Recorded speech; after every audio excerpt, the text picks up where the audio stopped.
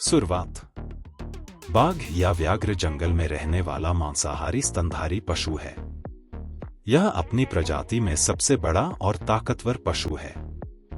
यह तिब्बत, श्रीलंका और अंडमान निकोबार द्वीप समूह को छोड़कर एशिया के अन्य सभी भागों में पाया जाता है। यह भारत, नेपाल, भूटान, कोरिया और इंडोनेशिया में अधिक संख्या में पाया जाता है। इसके शरीर का रंग लाल और पीला का मिश्रण है। इस पर काले रंग की धारियां पाई जाती हैं। वक्ष के भीतरी भाग और पांव का रंग सफेद होता है। बाघ 13 फीट लंबा और 300 किलो वजनी हो सकता है। बाघ का वैज्ञानिक नाम पैंथेरा टिग्रिस है। यह भारत का राष्ट्रीय प्राणी भी है। बाघ शब्द संस्कृत के व्याघ्र का तद्भव रूप है। जीवन शैली। इसे वन, दलदली क्षेत्र तथा घास के मैदानों के पास रहना पसंद है। इसका आहार मुख्य रूप से सांभर, चीतल, जंगली सुअर, भैंसे, जंगली हिरण, गौर और मनुष्य के पालतू पशु हैं।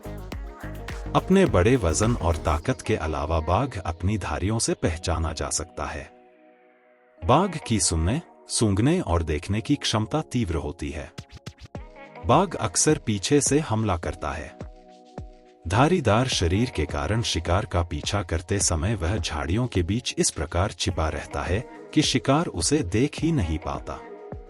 बाघ बड़ी एकाग्रता और धीरज से शिकार करता है। यद्यपि वह बहुत तेज रफ्तार से दौड़ सकता है, भारी भरकम शरीर के कारण वह बहुत जल्द थक जाता है। इसलिए शिकार को लंबी दूरी तक पीछा करना उसके बस की बात नहीं है। वह छिपकर शिकार के बहुत निकट तक पहुंचता है और फिर एकदम से उस पर कूद पड़ता है। यदि कुछ गज की दूरी में ही शिकार को दबोच न सका तो वह उसे छोड़ देता है। हर 20 प्रयासों में उसे औसतन केवल एक बार ही सफलता हाथ लगती है, क्योंकि कुदरत ने बाघ की हर चाल की तोड़ शिकार बनने वाले प्राणियों को दी है। बाघ सामान्यतः दिन में चीतल, जंगली सुअर और कभी कभी गौर के बच्चों का शिकार करता है। बाघ अधिकतर अकेले ही रहता है। हर बाघ का अपना एक निश्चित क्षेत्र होता है।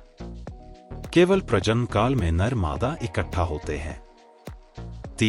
लगभग 3.5 महीने का गर्भाधान काल होता है और एक बार में 2 से 3 शावक जन्म लेते हैं।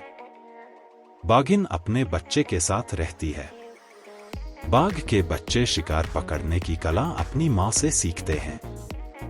2.5 वर्ष के बाद ये स्वतंत्र रहने लगते हैं। इसकी आयु लगभग 19 वर्ष होती है। संरक्षण।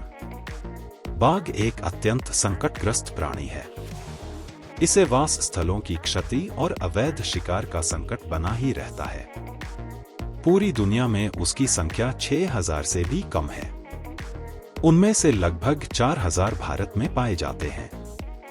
भारत के बाघ को एक अलग प्रजाति माना जाता है, जिसका वैज्ञानिक नाम है पैंथेरा टाइग्रिस। बाघ की 9 प्रजातियों में से 3 अब विलुप्त हो चुकी हैं।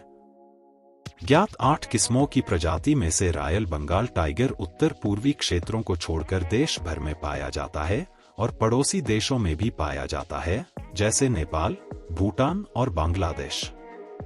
भारत में बाघों की घटती जनसंख्या की जांच करने के लिए अप्रैल 1973 में प्रोजेक्ट टाइगर बाघ परियोजना शुरू की गई।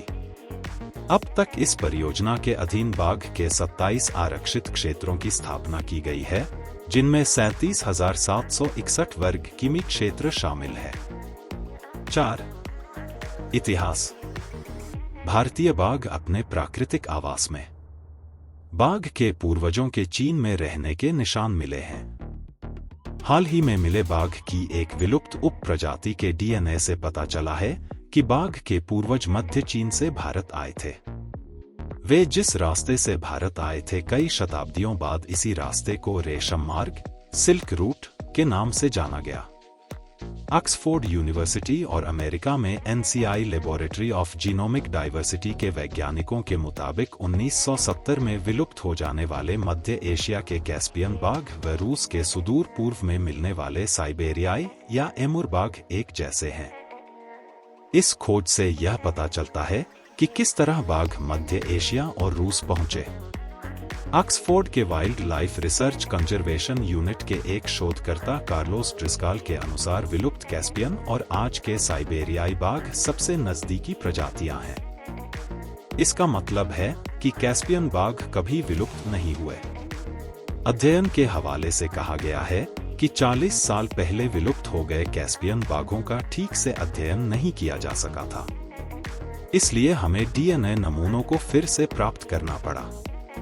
एक अन्य शोधकर्ता डॉ नाबी यामागुची ने बताया कि मध्य एशिया जाने के लिए कैस्पियन बाघों द्वारा अपनाया गया मार्ग हमेशा एक पहेली माना जाता रहा, क्योंकि मध्य एशियाई बाघ तिब्बत के पठारी बाघों से अलग नजर आते हैं। लेकिन नए अध्ययन में कहा गया है कि लगभग 10,000 साल पहले बाघ चीन के संकरे गांसू गलियारे से गुजरकर भारत पहुंचे। इसके हजारों साल बाद यही मार्ग व्यापारिक सिल्क रूट के नाम से विख्यात हुआ।